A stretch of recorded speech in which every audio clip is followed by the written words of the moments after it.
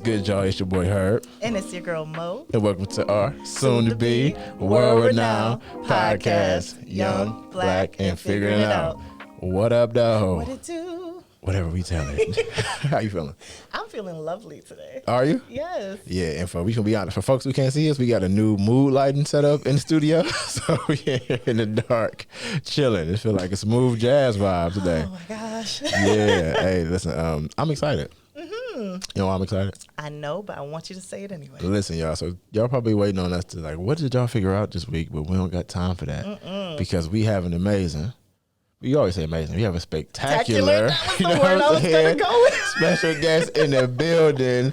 Say so, Nady. Let's clap it up for Say So, Nady in the building. Guys. What's going on? Introduce yourself. Hi, my name is Say So, Nady. I happen to work with these two amazing humans for YBF, managing all marketing stuff.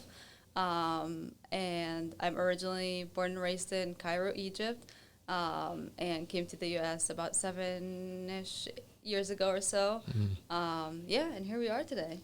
Yeah, yes. And she said managing all marketing stuff. She's the manager for the show. Yes. So all things YBF, we like, wow, this is running like a well-oiled machine. Shout out to Say. All say. For real though, legit. And the marketing and a whole bunch of other stuff. So appreciate you. Thank you, guys. Yeah, so good. So we actually, I think today is going to be, I'm really excited for this episode. Yeah. I think it's going to be a really good, showcase and a modeling of, I think what we, just from knowing, like really knowing all of you here, what we like to embrace and embody, and that is if there's any type of, I would say like social conflict issues, something that we really stand for is how can we find like a resolution to that in a way that engages both parties, right? And doesn't isolate anybody. Because a lot of the things that happen really stem to miscommunication and a lack of or unwillingness to kind of meet folks in the middle to understand perspectives, right? And so today's topic, for folks who don't know, we'll get more into detail about this. There's a documentary coming out, produced by Jada Pinkett Smith. So she's back. Like every episode that's drama, Jada's in there. Oh my man. But she produced a documentary about Cleopatra, right? And so from that, there's actually been people who have been excited and supported that, but also some controversy, specifically with folks who originate from Egypt, right? Yes. And so today we're going to talk about that. But before that, we want to pass it back to maybe just give some more like your background and upbringing in Egypt. You said you've been here for about 7-ish years, but that leaves a good amount of time in Egypt. So yeah, we're going to talk about that. Sure, yeah. So as I said, I was born and raised in Egypt. So I spent there most of my life, grew up there. My whole family's there. So played sports there, like everything. And it's really like part of me, part of like my traditions, like my values, my beliefs, like everything. And came to the U.S. like mainly to play basketball and get my education and leave. And, things took a different turn, a good one. But here I am now, like just working here and stuff. But I'm still very connected to my culture and like my home country. And you guys know, like I go back a lot. And, I do not see myself like fully being somewhere that I call home, except like Egypt, except where I grew up from, except where, I was raised. And as I said, like I think like people in the West like only hear about Egypt, like in Hollywood movies, like the pyramids or like the camels, which is great, but like there's a lot more to Egypt than that. And that's what folks like miss out a lot of times. Specifically with the like culture, like traditions, or like our holidays, like the things that we follow, etc. So I think there's just like that like perception of like Egypt is like one big desert, which is not true. But yeah. So like so much rich history, and so before you came to, because when you first came to America, that was for undergrad, freshman year, right? Yes. Where we first connected. Yes. Hey, I was still We Coach go way Herb back. at that point. Yeah, way back, y'all. So like what was the like perception of America in Egypt? Like how do folks, I know you can't speak for everybody, but how do folks like view America, in Egypt? And I think that would be fair to say that like people outside of the U.S. know a lot more about other countries than the U.S. knows about, other countries. True. So you definitely know what the Western world is like, what the U.S. is like, what Europe is like. And it's all different, like, cultures, and it's all different, like, societies. Like, each of them have their own, like, unique stuff. But I think we have, like, a better understanding of, like, the outside world than people do here, of, like, understanding, like, other cultures and other, like, backgrounds. Yeah. I think I appreciate you saying that. And I think, and we probably speak from our upbringing, like, as I've gotten out of it and kind of, like, participated outside of, like, the education, because the understanding comes from either the lack of or the type of education you get about other cultures. And I think in America, there's like a U.S. centrism. Like, we're centered about what's going on in the U.S. And a lot of that isn't even accurate, if we're being honest, right? But you're educated about that, and not so much about, like, global context. That might be something you get a little bit of, but to be honest, for me, we weren't really taught a lot of that, even going into college, right? Absolutely not. Same for you? Yeah, they did more like world history maybe in high school, but that was like facts of what happened in the past. There was no like push to understand cultures now or see the world in a different way or from those perspectives. It was always kind of like a, no, I'm gonna say it. It's like a nationalist type of focus, and how America is the greatest country because of this, that, and the third, and other countries are just not doing what we're doing, so they're not as good, and you're not really encouraged to understand, all these countries who have existed for many, many years, well before we were ever created, so. Yeah. And it's like the way you learned about other countries, it was through the lens of it was America's interaction with other countries, not like, let's try to put ourselves in the perspective of folks in other places. So it's very U.S. centered. And then on top of that, being a black person in America, your history is like erased. Yeah. Like, it's like hidden. Like, it's literally hidden and distorted, and you only know about certain parts of it. And so that's like, you have that layer of America's the greatest thing ever. And then there's this undertone of like, all of the great history of folks who are coming from Africa, especially like sub-Saharan desert Africa, is like lost. You know what I'm saying?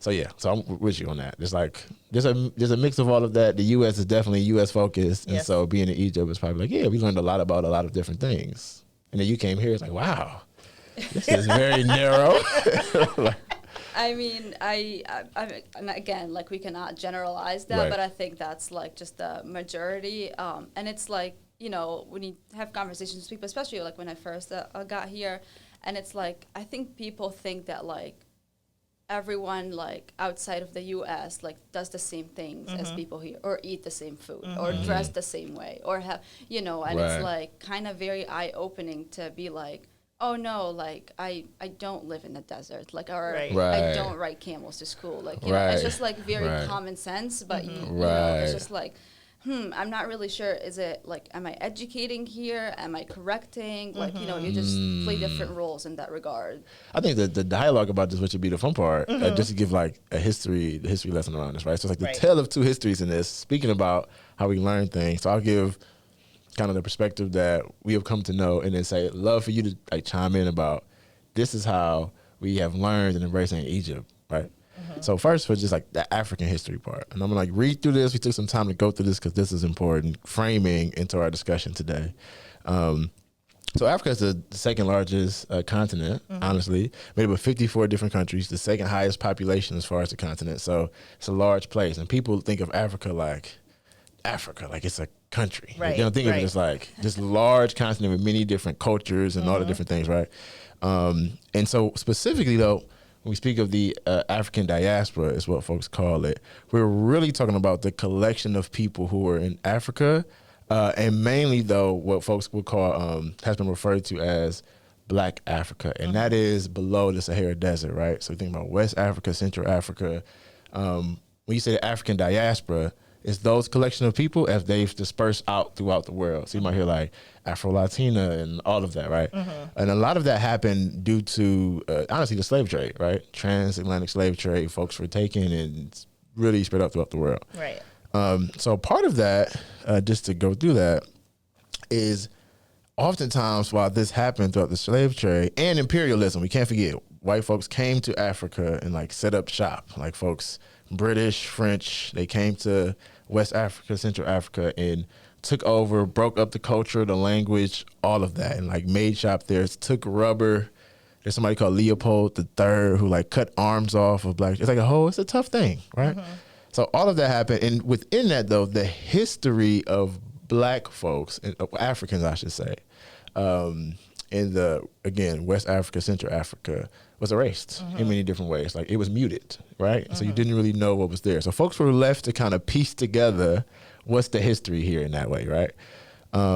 So great individuals, historical figures, traditions, all of that kind of was erased, leaving folks in America in particular, because of how America has, as we just talked about, that was a perfect segue, kind of silenced that history and had America, especially white America, to being honest, as like hoisted as the greatest thing ever. Right. You have to kind of piece together, what is our history? Right. Like where have you come from? Like, what's happening with that, right?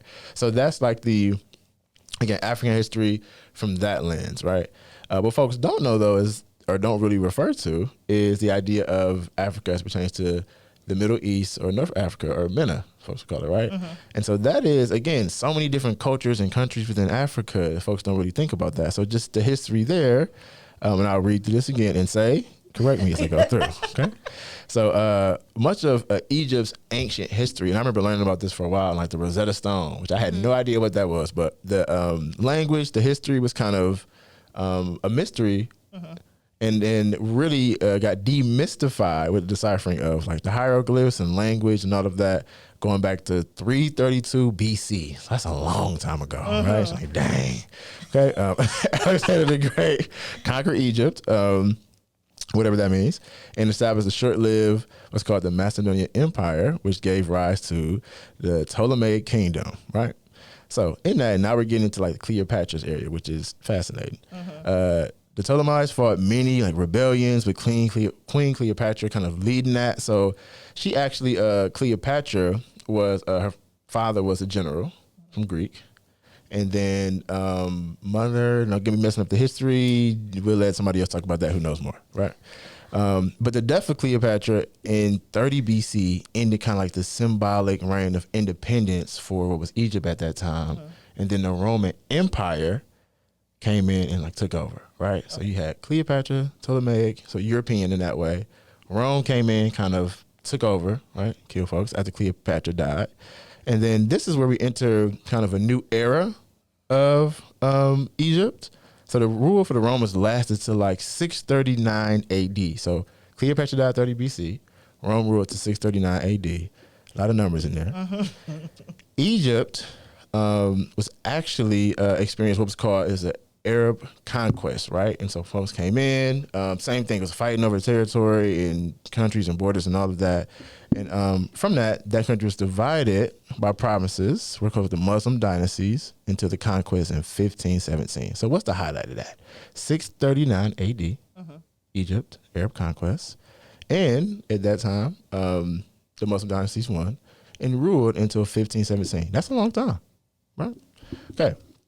So finally, Egypt became nationally autonomous for a long time, and then forward until what we kind of know now in 1919, the Kingdom of Egypt, and kind of shaped the Egypt of what we know today. So that's the backdrop of all the history. So you have sub-Sahara Africa, you have what's going on in Northern Africa, Egypt, right? And all of that exists within Africa. Right?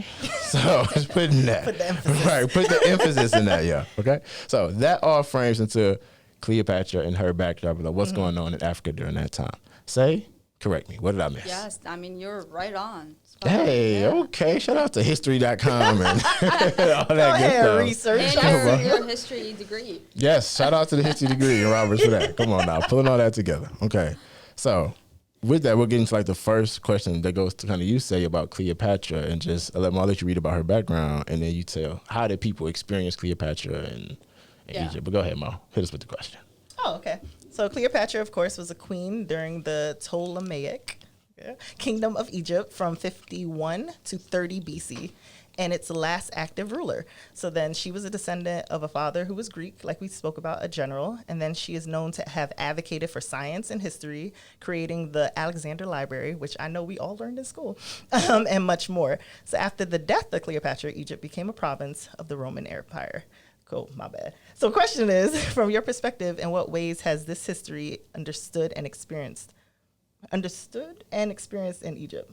That's a good question. As I touched on that earlier, like we learn our history from very early on, and you learn through all the different periods that Egypt has gone through, from like, the very beginning to how Egypt was formed to, the Arab conquest and like everything. So you really go into like very detailed, like historical figures and what they have done and what their role was. And for someone like Cleopatra, like needless to say, like she was a historical figure, like an amazing figure, and a symbol for Egyptians in a lot of different ways, not just for women, not just, she did a lot of amazing things, and she was, able to rule the country in like an amazing way. So the things that she's done and the role that she played, and especially back in that time too, like she is just someone that people look up to a lot. It's a big part of like the culture and the history and all of that. Like we used to go to like, museums when we were young, and like you would get dressed in like Cleopatra costumes and like it's just very like someone that, people like look up to, like get inspired by, not just women, but like the whole country. And I did want to touch on like something that you said earlier, Herb, because I think that, so there is Africa, and there is Black Africa, and there's Black civilization, and then like obviously other things like Egyptian civilization things. But these three buckets, I think, are lumped into one in the Western view, or like in the U.S. Whereas like, as you said, like people think of Africa as like one country, or like you get the very stereotypical, understanding, like, oh, an African means you're dark skinned, you're thin, you probably have an athletic body, and you're most probably poor. And I think like we understand that there's Africa, which is Egypt is part of Africa, which a lot of people don't know that. And then there's Black Africa, which is like the Western African countries and like the Central African countries. And then there's Black civilization, and there's Egyptian civilization. And all of them are kind of part of each other, intertwined, but they're all also like their own separate groups. But they're all lumped into one here in people's understanding. Yeah, I think go ahead, what you thinking? Oh, no, I had never heard some of these phrases before. So, like, I'd never heard about Black Africa or the difference of Black civilization versus Egyptian civilization. And she's accurate, like how we were taught. It's one big country, and it wasn't until maybe middle school that I learned Egypt was even in Africa. Like, that's part of history they don't actually share or teach us often, if at all. And it was kind of by happenstance. I looked at the map, and I was like, Egypt's in Africa, completely blown away by this. And then hearing about queens and kings, and I was confused. I was like, huh? So now I'm wondering, I was like, well, what part did we even play in there if, they teach that everyone kind of stemmed out of Africa in general? Yeah, I think, and a part of that too, like the history is like the thing about Cleopatra. So there is, within all of this is like an undertone of colorism, right? Like when I was going through looking at research, and like, well, you have Black Africa, and like we didn't even, for me, Egypt wasn't in Africa until like later in high school. Like that wasn't even a thing. It's like Egypt was in like the Middle East. And for me, I didn't even understand, the Middle East is like, that is Northern Africa, parts of Asia. Like I didn't even like compute that, right? Because it's not taught that way. Right. And then the colorism piece of it is even like the idea of when you go through and people like frame like Black Africa, it's like, well, that is separating the way people look at like darker skinned folks versus other folks throughout the world. And so I'm like, all right, I'm starting to see what's going on with that. And then the history with Egypt, like that was removed from, I didn't even know that was like Africa. Like people don't even look at that, right? So yes, and that probably was a surprise for you coming to, maybe a surprise. Maybe you already knew, like, all right, America's about to be crazy when you came over here. But was that different for you, or did you expect that when you got here? Yeah, no, the African piece was very, very like weird, and like I wasn't sure, like, is that really how people think? Because as you said, like people think of Egypt as part of the Arab world and as part of like the Middle East, and that's about it, and they stop there. But where they lack is that like the MENA region, like the Middle East and North African countries, are also like part of Africa, because they're in North Africa.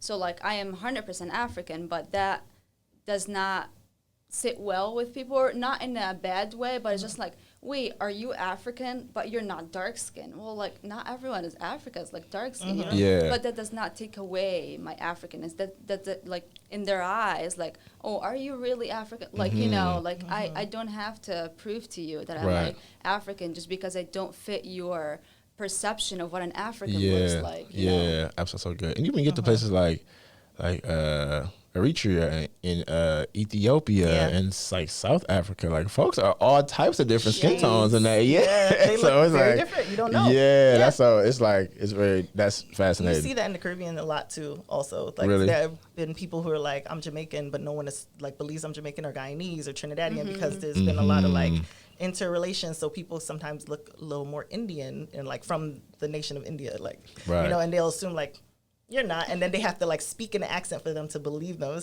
It's fascinating. how people- Yeah.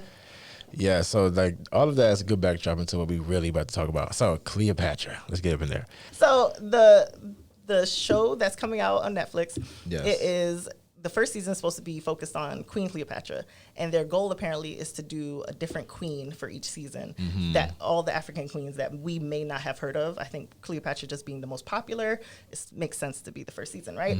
So for this, they want to highlight all her positives because they said that just based off of how history is shared, they speak about her as if she was very corrupt, or they play up a lot of the romances that she was involved in, and it overshadows like her best asset, which was her intellect. And so they want to showcase her as very brilliant and ambitious and strategic.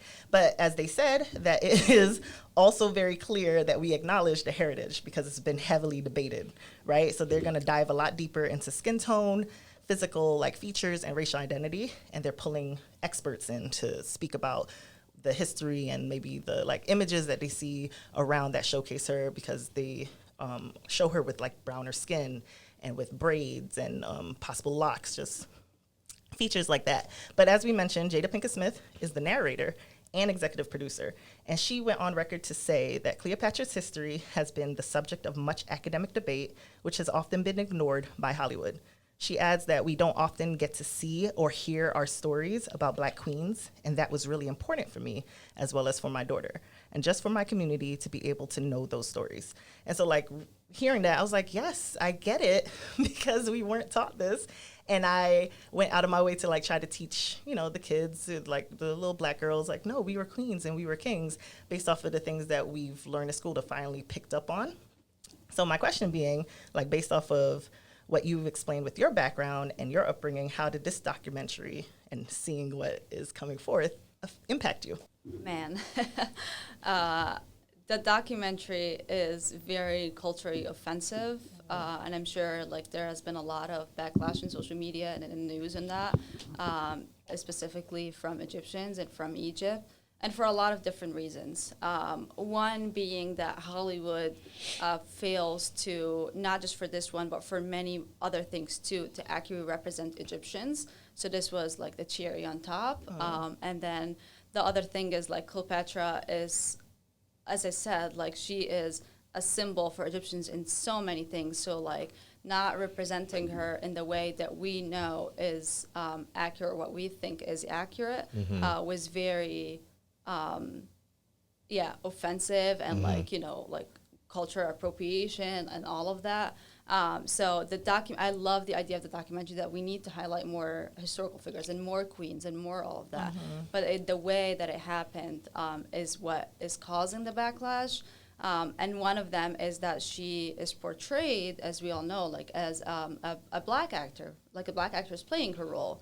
So the backlash here comes, which also a lot of people, I think, in the Western world don't understand, is that we are not mad that she is being played as by a Black actor, but it's just not the way that we think is accurate for her. So like people go back and say, but you were fine when Elizabeth Taylor played her. No, we were not. And a matter of fact, that movie is banned in the Arab countries and is banned in Egypt. So no, we were not. And we're not fine with her being portrayed as white because she was not white. And we were not fine with her portrayed as dark-skinned because she was not dark-skinned. And that's what also a lot of the confusion comes, especially, and I face that like on regular basis, being Egyptian. I think here people like to label you, oh, you're either white or black, but there's a lot of different things in between. So I am not white and I am not black. And I am Egyptian. That's like my race and my nationality and my identity. And what that makes me is not white or not black either, but somewhere in the middle where like we have that olive like skin tone, and that is a whole group of people out there. So I think the whole like, white and black is a very like American language that people don't think about that like outside of America, like the whole race labels and all of that. So and another thing too for the documentary is that it's a documentary, right? And we all know like documentary is supposed to be based on facts. And Cleopatra's skin tone has been debated, as you said, Mo, for many years. And we will never really be able to find exactly her skin tone because her body was never found. So we will never really be able to know. But we think because she is, or coming from Greek descent, so she's more likely to have like lighter skin tone, not white still, but not dark skin. And what I was going to say too is that like Greek descent, she was not even Egyptian, let alone African. So to portray her in something like that is just very offensive to the Egyptian culture that you're trying to erase like a whole identity and a whole history into what Hollywood thinks is right. I think a part of that too is and where folks, as I'm like reading through and trying to understand, like taking what some of the concerns are and looking at the history and whatnot, is that at that time there were folks who had darker skin tones that were in Greek, like people who were Greek who had darker skin tones, right? And then so I think that idea of the debate, and you mentioned the Never Found Her Body, I was gonna bring that up too, is that the depictions of Cleopatra throughout the world, if you find like hieroglyphs or what we consider paintings now, is multiple shades, right? Multiple tones. And I think that's where because there's no concrete way to say this is truth, that's where the debate comes in. So the argument I think is what's coming in is people wanted to be like their culture represented in the different facets of the mystery of what's in there, right? And I think I thank you for clearing up what you said about this was banned. This is actually banned because that is a lot of what folks say. It's like, well, we had white folks playing this for years. Actually, if you Google Cleopatra, what comes up is the very first picture here. The very first picture is a white woman. Elizabeth Taylor. It's like, what? A very famous role. Yeah, so I think some of that controversy is around that, is that it's not clear, you know what I'm saying, what we actually know. And there's when people who you ask who will say, no, if you go back and look, she's a black woman. And if you ask people and say, let's go back and look, they'll say, no, she actually has a lighter skin tone. Like there's so much into that. Right. I think the undertone of all of this is, again, if I'm being honest, is colorism. And it started, honestly, I'm just going to say it, white supremacy in that way. Like the idea of whiteness being like the pinnacle, right? And as you go further down the list of things, like darker skin tones being lower in the rankings, is like the undertone of all this. Because race, again, like we constructed the idea of race.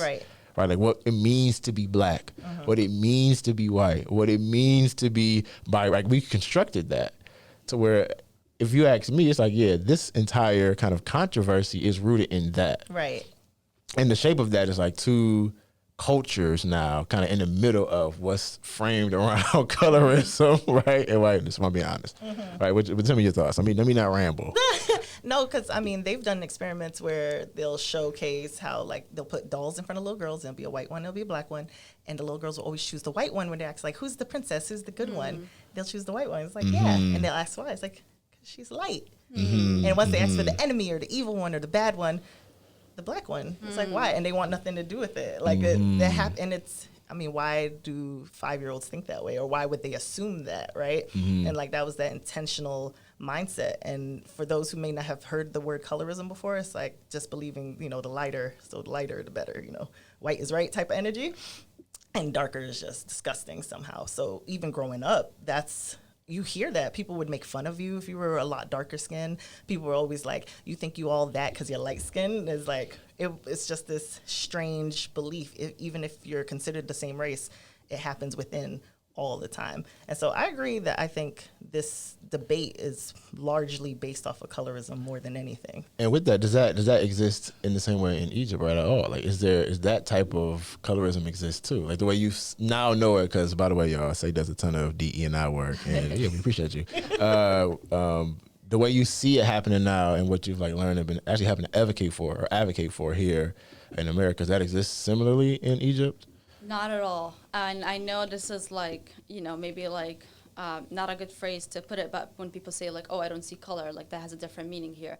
But I don't think people outside of the U.S. really think of race or like skin tone as much as people do here, or it does not affect our lives or consume our thoughts as much as here. And that's not to say that, not everyone is treated equally or any of that, but we don't think of people like, oh, you're black, or oh, you're white, or oh, you're Asian. Like that conversation just does not happen, and you don't think of that like race issue that like until you come here, and then you're like, whoa. And of course we know about like slavery, and of course we know about all of that, but it does not just consume our minds as much as like you're all you're fine, like you just deal with people in a very different way, and you don't think of them based on like what their skin tone is, because as you said too, like there are a lot of different shades and different colors, even like in Egypt, like I am like kind of in the middle, my dad is a little darker, my mom is a little lighter, it's just like so different, but I didn't really know like how people think of race and how like the labels work until I arrived in the US and be like, wait, like that's how people talk, that's how they think, that's what their decisions are based off. It's just like very different. With that in mind, because that's, I think, a really good point, and we've heard that too. Like I have one of our most recent guests, Kevin Beckford, talked about when he came from Jamaica, the Bahamas, and it's like, yeah, that didn't. You either were like folks. Some of the tension that exists might be around like more like classism or like nationality, right, or like tribalism, not necessarily race or like skin color. So for him, you could be Jamaican. You can be white, light skin, like kind of like you were just saying. Yeah. And when you get here, he was fascinated. Like, wait, what? Because I got darker skin, I gotta go to this barbershop. You got an area, like so it's different when folks come to the U.S.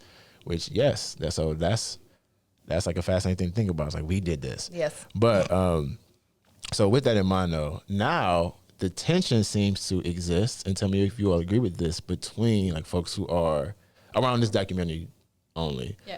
Of folks who are Egyptian, and then now I would say like Black America. Like that's the tension that exists right now, right? Like y'all seeing that too? Absolutely. I keep seeing on like social media one, I see that Egypt is suing the Netflix documentary, and then I see like people upset about the hashtag like Cleopatra was not black. Like that's the biggest thing I see going on, where Black America, not speaking for all, but for those that I've read about and seen, are feeling almost like erase themselves now again. It's like, wait a minute. Why are you coming for me? What did I do? How did I end up in this fight type of energy?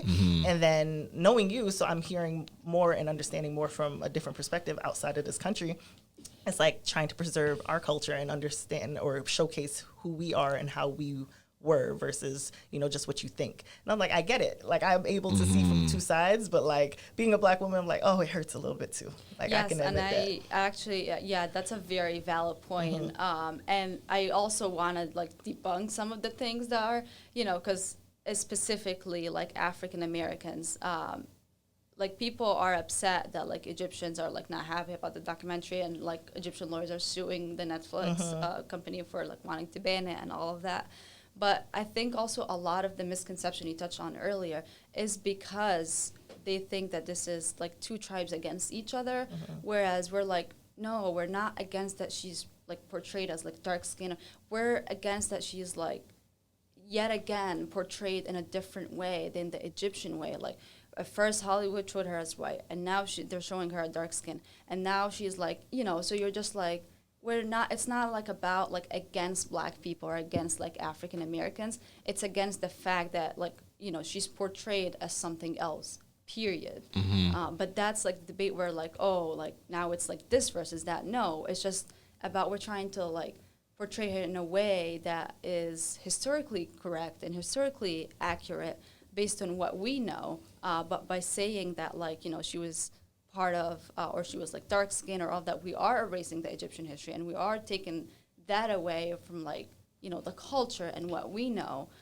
So it's not like that we're upset about like, or versus like African Americans. No, it's, the issue is not about African Americans. The issue is about Hollywood constantly like misrepresenting people and misrepresenting Egyptians, not just with Cleopatra, by the way. Like, I mean, that's a big one for sure. But like, again, with all the debate about like, oh, who built the pyramids? And like, I hear all types of crazy answers only in the US.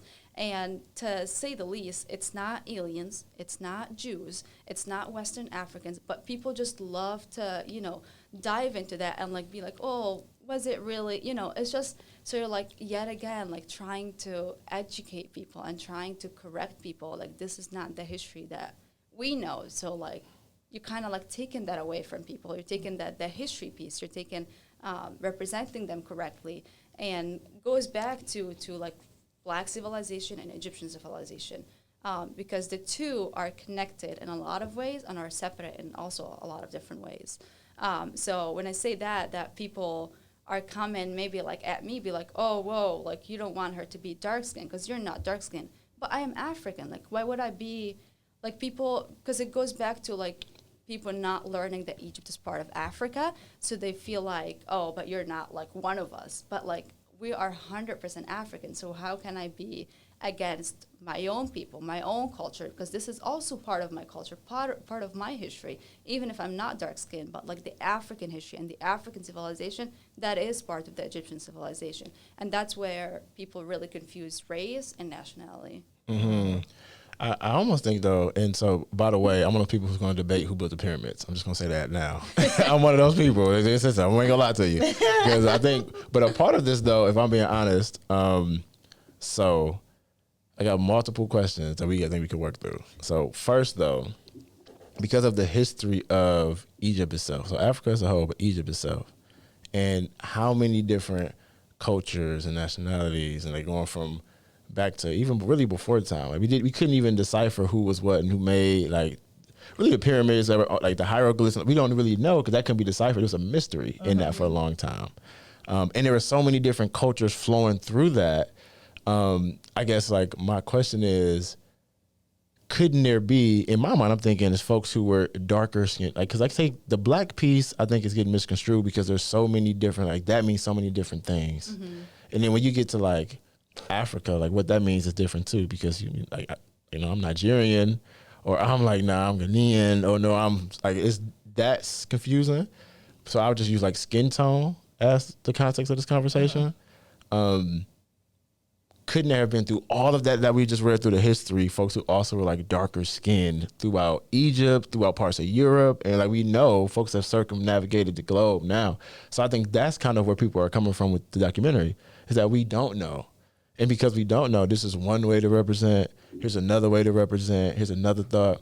And I just want what's your thoughts around that? I mean, be candid. You know, I think we got to work through this. Like, what's your thoughts on that? Yeah, I think it is fair to wanting to represent all of these like different cultures and different skin tones and races.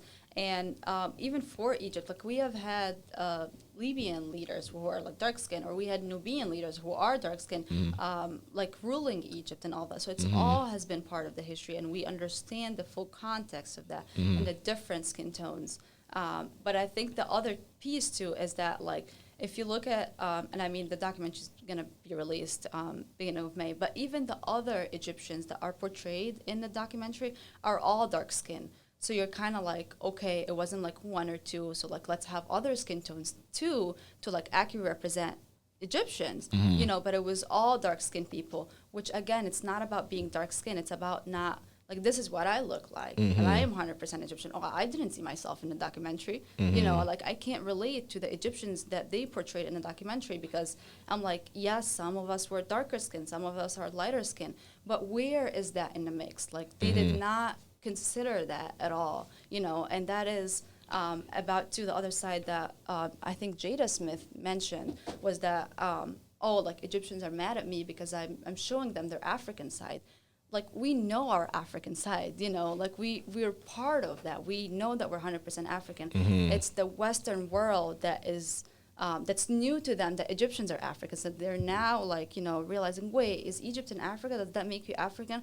But we know that already. So like, how, like, with all due respect, but like, you can't educate us on our like origins, our history. Like, we know we're African, so like, don't, you know, try to divide that, or don't try to take that away from us, because we 100% aware of that. So like, okay, because you said this earlier, and I don't know if I'm the only one who doesn't know. So explain to me, when you say Egyptian civilization versus Black civilization, is that within Egypt? Is that within the continent of Africa? What does that mean? Yeah, within the continent for sure, for like Black civilization, and then also part of Egypt, because it did also play part of Egypt, and then leading into the Egyptian civilization and all of that. So as I said, like the two are like overlap like a lot in some things, but they also have their own unique things and their own unique accomplishments, and they're, you know, like with Egyptian civilization, like ancient Egypt and hieroglyphics and pharaohs and all these things. But we also, because we're part of Africa and because we're North Africans,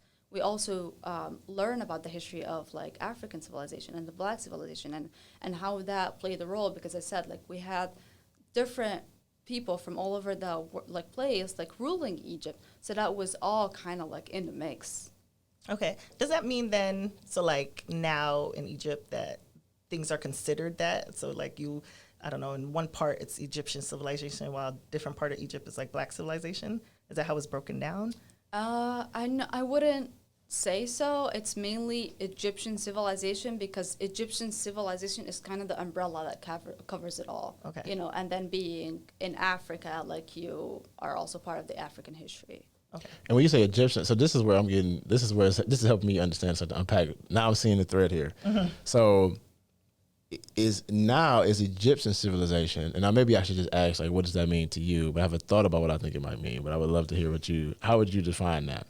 I mean, I think, I don't know if there's a right answer. There's like multiple, it'll be multiple answers to like what is Egyptian civilization in a way. Okay, yeah, I got you. But like, it's all like, I don't know, from how people used to live and work, and what Egypt looked like back then, to all the way to now, and the things that we do and the things that we practice. But it's all like, you know, our ancestors' like history, and our ancestors' just value system and beliefs and costumes and like food and even medicine, and all of that is like part of the history or the culture that we know now as Egypt. Got you. So I'm wondering now is it safe to say Egypt is mainly Arab? Like it's not a ton of other, like I wouldn't say like European or like or Black folks who might really resonate with like, I'm Nigerian but I live in Egypt, or whatever it is. Is it mainly Arab in Egypt right now?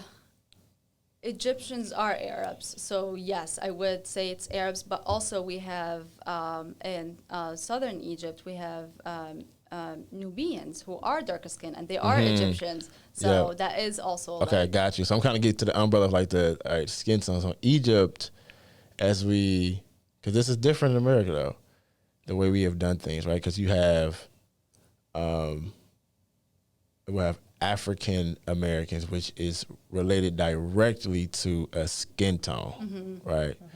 Like on purpose, Right. you know, like that's what's going on. Egypt, I'm understanding that's different. Going back to what you said earlier, right? And so Egyptian culture is more about customs and traditions than how you look. It's not compositional. right, yes. Which is again very different in America. Right. Which is why it's speaking two different languages in this. Which is why I think that's where a lot of the issue is coming in. Right. It's like we're saying words, but these words don't Have the same meaning. They do Yeah. not. And so we're trying to unpack like what does all that mean, Right. which is okay, this is helpful. So with that though, I guess going back to your question about Black civilization, when we say that, we're talking about what I mentioned earlier, like what folks have deemed as, and I'm not saying that's the correct term, I'm just saying that's what folks have deemed as Black Africa, which is below the Sahara Desert, like under Mali, like we getting into, like I said, Nigeria, Ghana, like that's how people have deemed like Black Africa. So that's when we say Black civilization, we mean like that part of Africa. Got you. Okay. And those cultures and customs and values and traditions have been very different than like Northern Africa, what we see in like Egypt and Yes. so on and so forth. Got you. Okay. Now we cooking with grease, Look, y'all. it makes a lot more sense now. Like, now we cooking with grease. Okay, but so back to the tension question. It's like the core of the tension, and I think what people are really pushing back against. Speaking for a black person, like one of the things I mentioned this to you that bothered me is what you brought up earlier was the Cleopatra was not black versus Cleopatra was. I think that's the part, because saying that she's not black, going to people who have been, history has been erased. Like going back to what we talked about earlier, it feels like, again, it's like, all right, folks are not willing to entertain or recognize, or even in the fact that like we don't agree, but it feels like y'all definitely not good enough for her to even, right? And so that's what versus Cleopatra was fill in the blank, right? And I think that's what it feels anti-black. Like I think that is where people are pushing back against. And I know in our conversation, so you said like, well, that's not the intent, right? Like that's not what folks are getting at. And so I think a part of the resolution is like, let's change the language and how we are disagreeing. I really think that's really what it is, because I think the goal is to accurately portray a historical figure, right? But how we do that, I think, is where we got to find that middle ground, right? You know.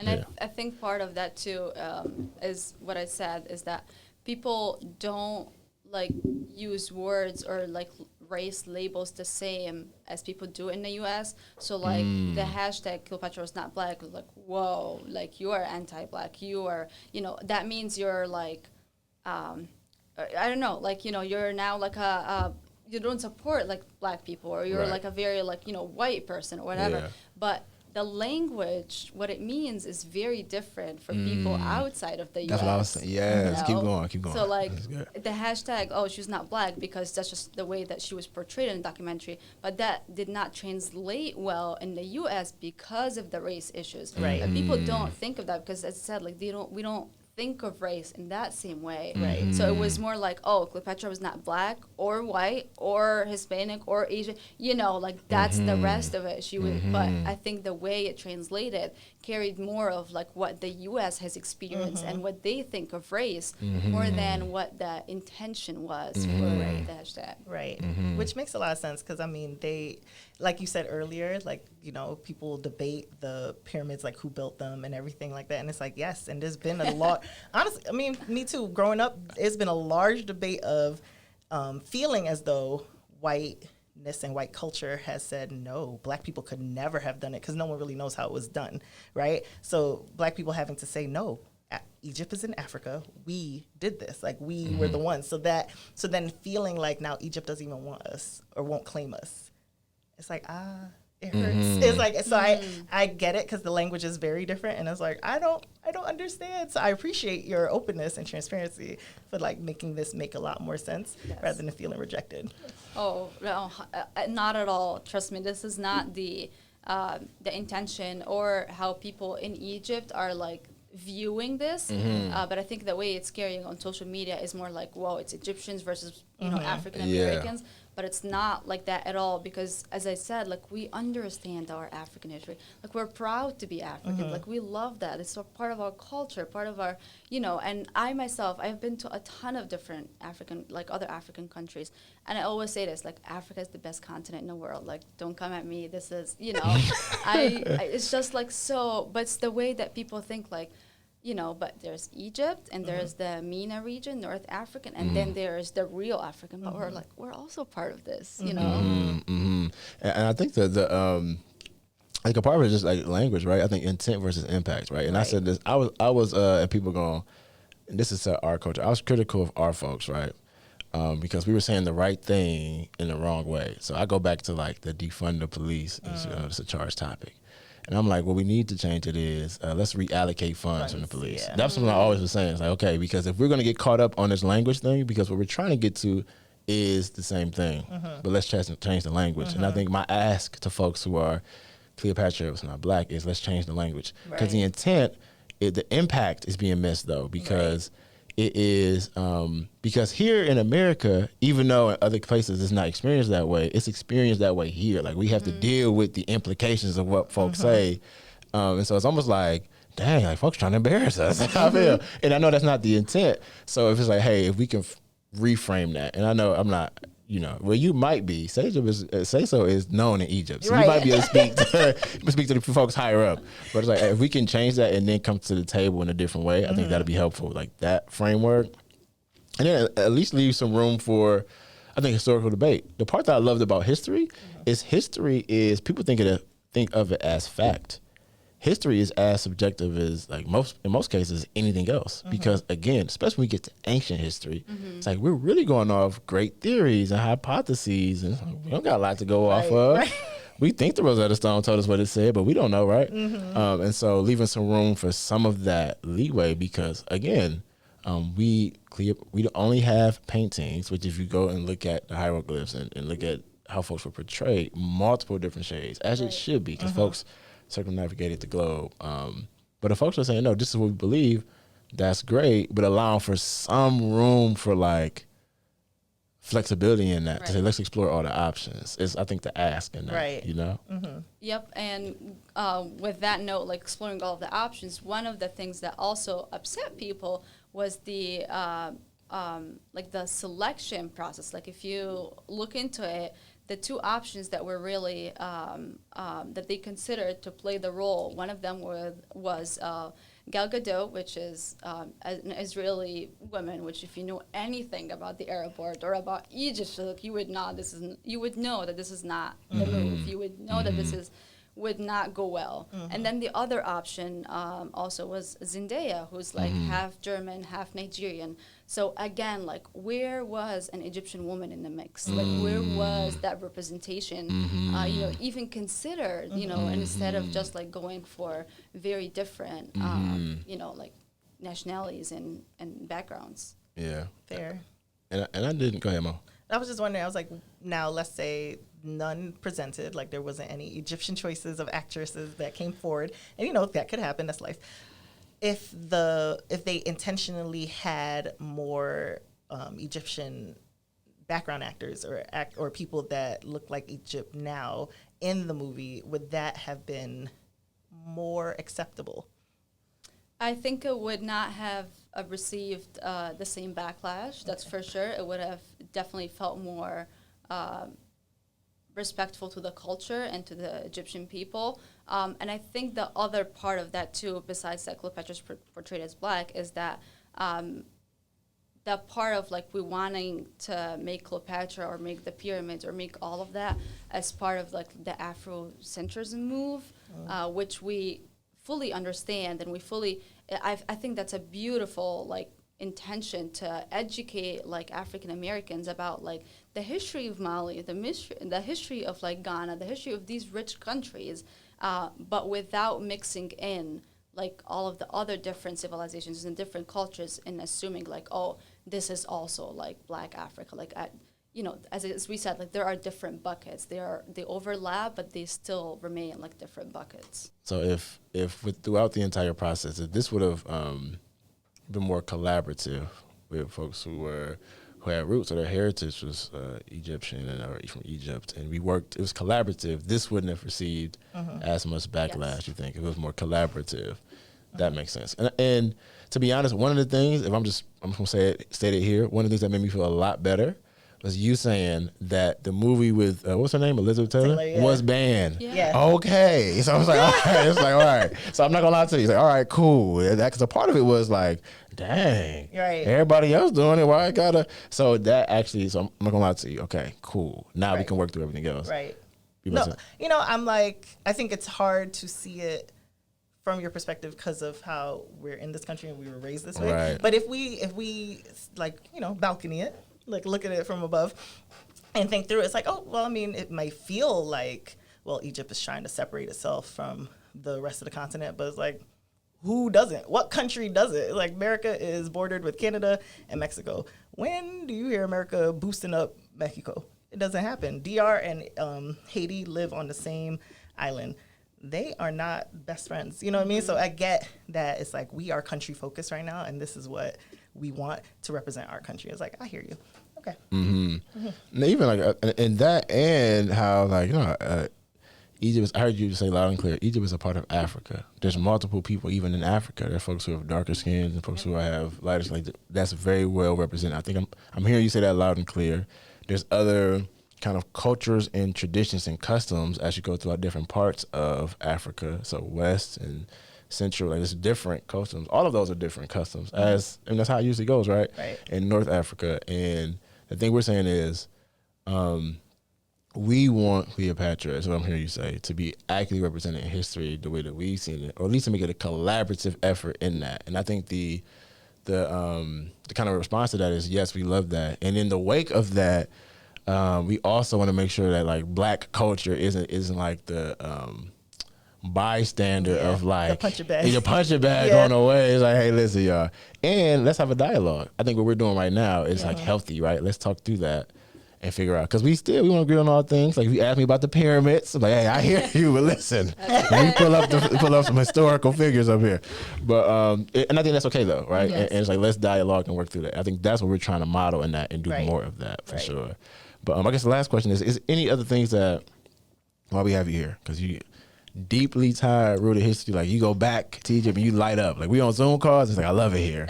But also been a part of and helps in many different ways. You do a lot in Black culture here in America too, as far as like the work you do and the people you connect with, all of that. Anything that you would just want to like say or kind of that we have now that we have this platform? Yes. Anything you would add? Absolutely. I definitely want to highlight that while there are two different civilizations, two different histories, we like again, like I don't want, I'm not trying to repeat myself, but African history and African civilization is so rich, and there's a lot that people do not know about it. And so is the Egyptian civilization, and we are aware of that because we learn about both, and you learn about like the different time periods and the different things that happen over the span of history. So it's like rooted also in us, like, you know, the African traditions and the Black civilization and how things came to life and all of that. So that was like a little, just I wanted to highlight that. But I want to go back to how things are here because the backlash was more so like, oh, it's another slap in the face. Like you played it Elizabeth Taylor first, and now, you know, and now you're still missing out on the Egyptian look or the Egyptian part. And part of that too is people don't know that like, oh, I am African or Egypt is in Africa. And I think it's too like, for instance, I have to check myself off, like when I fill in the U.S. Census, as white. Why? I have no idea. But because they group Middle Eastern and North African people, because they don't have a label or a race box for that, so I have to check in as white. So for some people, oh, like you are that. And then for other people, but you're darker skin, you're not white enough. And you just get lost in the mix here in the U.S. where like you're constantly not being represented accurately. And that's where you feel like this is exhausting. Like this is just constantly trying to tell people, oh, like Egypt is in Africa, or oh, the Middle East is not dangerous, or oh, this is, you know, it's like you're constantly in that like position to correct yourself or like inform people about like so it's just that's where it feels like you're being lost in the mix here in the US because all the country focuses on is you're either white or you're either Black, and anything in between is like invalid. Appreciate you saying that. And what do you think could we and to your point about having to continue to advocate, let people know, I can resonate. So and I was young, y'all, so now I might be the chief diversity officer somewhere, but at the time I have not always been. So I think it was my freshman year. It was cultural communication or cultural connections class, and I had it was cool because you paired up with somebody who was like an international student, right? And the person I paired up, his name was Mohsen. That's my guy, right? He was from the Middle East, right? And he was just like, ask me any question. Like, I'm like, all right, let's start here. Like, hey, do you ride camels? Like, no joke, no, seriously though. I'm like 18, didn't know. He's like, nah. I'm like, yo, is it like dangerous? Is it like bombs and? Like, nah, yeah, I live. Like, I have and I asked him about, is it poor? Like, going through all of that. Like, nah. Like, dad's a doctor, very wealthy. Here's the brand new iPhone that I just picked up. At that time, that was a big deal. Like, nah, we like, I get around in school, kind of like just how you were. He's like, this is just, and he had to really break down all of those misconceptions, and that was kind of like the getting back to what you're saying, having to advocate because, like we said in the beginning, it's very U.S. centric here. So you don't learn that, right? And so that underlying tone, going into all of these things, I think shapes kind of like why we need to have this dialogue now. Right. Yes. So we can understand people's perspective. And with that too, because I actually learned this from you, but it's not what you say, it's how you say it. So I don't want people like not be like, oh, like I'm not gonna talk with Stacey about like who built the pyramids. No, I'm more than happy to have a conversation with you anytime. But it's the way that you say the question or the way that you frame it. Are you coming at me from a place of like curiosity, or are you coming to like, you know, like question my history or question, you know? So it's like, let's have a dialogue. Like, all right, like let's talk about things, but in a more of like try to also like put yourself in my shoes, try to see like outside of the U.S. perspective, and you know, let's talk, let's learn from each other. But it's like how people say that and how people come ask you the questions that sometimes bothers me. I'm not gonna lie, like you know, oh, do you live in the desert? Like, okay, do you really think I live in the desert, or was that like a, you know, like a sarcastic way to ask the question? Just the way you ask also like matters. I get that. We relate. It's like, it's like, do we do it? I don't even like that type of food. No, I got you.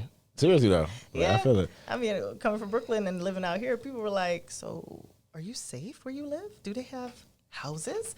And I was like, what? I was so thrown, but it's how we are when we don't know. We ask some questions that can come off real ignorant. So and so we got to break that. We got to break the tribalism and like what we doing today. Like let's understand. I think both perspectives are learning and getting to like something understanding in the middle. And so I guess like so I feel like what I would say a way to kind of have whether it be this particular moment of controversy that's there, which isn't necessarily bad, controversy and conflict to be good, or future ones, I think this type of approach to it is what we should do. Let's come to a middle ground. You want to agree on all things, like the pyramids up in there. It's okay. We'll have that for another episode.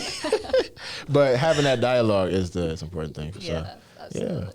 And people probably listening right now thinking, what in the world are they talking about? Listen, y'all, we might be right. We might be wrong. But at the end of the day, we just young, black, and figuring it out.